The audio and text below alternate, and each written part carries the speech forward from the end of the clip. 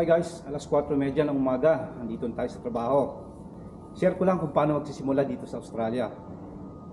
Una sa lahat, kailangan mo mag-apply ng TFN or tax file number. Tapos kailangan mo mag-open ng account dahil doon ihulog yung sahod mo. Pangalawa, kailangan mo maghanap ng tirahan syempre.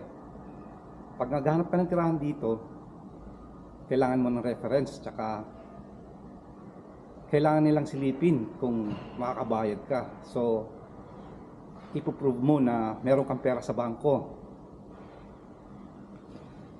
Pagkaraan nun, siyempre, paano ka pupunta sa trabaho? Magbabas ka ba o magdadrive ka? So, kailangan natin i-consider yung mga yan. Ito yung kabuuan ng trabaho. Unang-una, magla-login muna tayo. Ang login pala rito ay facial recognition.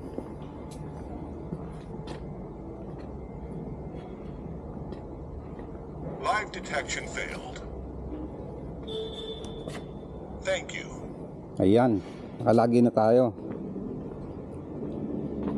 So, kukuha tayo ng RF gun.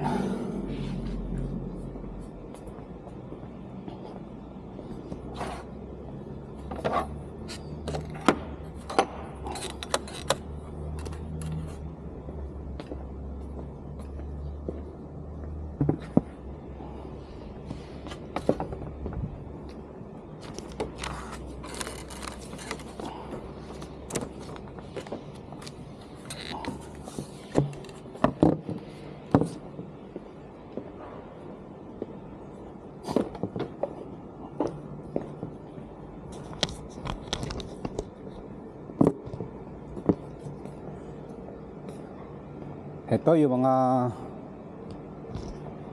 ginagamit natin sa trabaho.